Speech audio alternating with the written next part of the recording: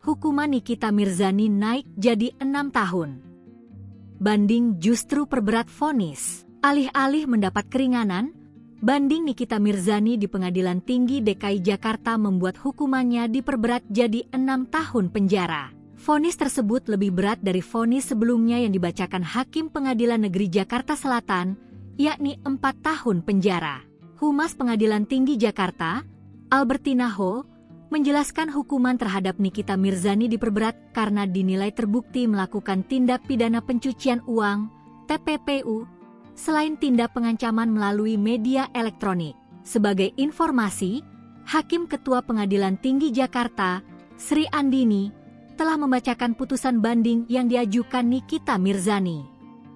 Dalam putusan tersebut, hukuman penjara Nikita dinaikkan dari 4 tahun menjadi 6 tahun. Diketahui sebelumnya, Majelis Hakim Pengadilan Negeri Jakarta Selatan menjatuhkan vonis 4 tahun penjara kepada Nikita Mirzani dalam kasus dugaan pemerasan terhadap pengusaha skincare sekaligus dokter, Reza Gladys. Dengan putusan banding ini, masa hukuman Nikita Mirzani bertambah menjadi 6 tahun penjara dengan dikurangi masa tahanan yang sudah berlaku.